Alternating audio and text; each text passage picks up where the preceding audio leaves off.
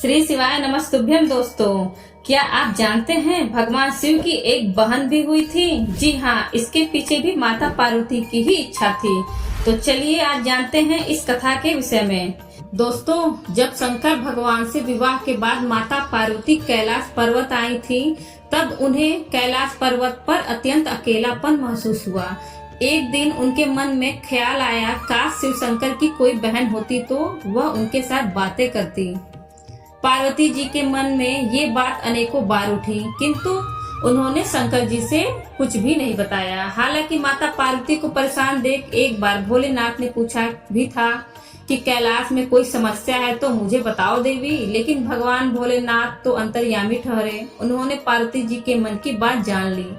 माता पार्वती समझ गई कि शिव शंकर ने उनके दिल की बात जान ली है। वह बोली, अगर आप मेरे मन की बात जान ही गए हैं तो भी आप मेरी इच्छा पूर्ण नहीं कर सकते।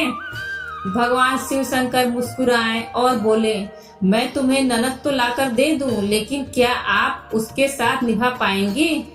इसके बाद शंकर जी ने अपनी माया से एक देवी को उत्पन्न किया। हालांकि उनका रूप बड़ा विचित्र था। वह बहुत मोटी थी और उनके पैरों में काफी दरारें थी। शिव ने उनका नाम असावरी देवी रखा। माता पार्वती अपनी ननद को देखकर काफी खुश हुई। इस तरह माता पार्वती को ननद मिल गई।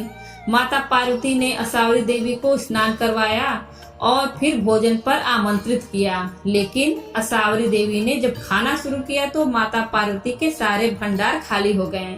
महादेव और अन्य कैलाश वासियों के लिए कुछ भी शेष न रहा। ननद के ऐसे व्यवहार से माता पार्वती को काफी बुरा लगा, लेकिन उन्होंने किसी से कुछ नहीं कहा। इसके बाद माता पार्वती ने असावरी देवी को पहनने के लिए नए वस्त्र भेंट किए, मगर वह इतनी मोटी थी कि उन्हें वस्त्र छोटे पड़ गए। इसके बाद माता पार्वती दूसरे वस्त्र लेने गई तो असावरी देवी ने अपनी भाभी के साथ मजाक करना शुरू कर दिया। ननद असावरी देवी ने हंसी ठिठोली करते हुए अपनी भाभी को अपने पैरों की दरारों में छुपा लिया। पार्वती जी के लिए दरारों में सांस लेना भी मुश्किल हो गया। उसी समय उधर से शंकर भगवान जी माता पार्वती को खोजते हुए आ गए और असावरी देवी से बोले, आपको मालूम है पार्वती कहाँ है? असावरी देवी ने शरारत भरे लहजे में कहा, मुझे क्या मालूम कहाँ है भाभी। तभी शिव शंकर समझ गए कि असावरी देवी कोई शरारत कर रही हैं।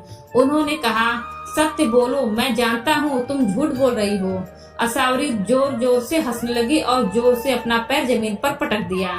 तभी पैर की दरारों में दबी माता पार्वती झटके के साथ बाहर आ गईं। ननद के इस व्यवहार से माता पार्वती का मन बहुत ज्यादा दुखी हुआ। वह गुस्से से भगवान भोलेनाथ से बोली, आपकी विशेष कृपा होगी अगर आप अपनी बहन को ससुराल भेज दें। मुझसे गलती हो गई जो मैंने ननद की इच्छा की। भगवान भोलेनाथ समझ गए कि भाभी ननद में बहुत पटने वाली नहीं है। इसके बाद उन्होंने असावरी देवी को कैलाश पर्वत से विदा कर दिया। प्राचीन काल से आरंभ हुआ ननद भाभी के बीच की नोकझोंक का सिलसिला आज तक भी जारी है।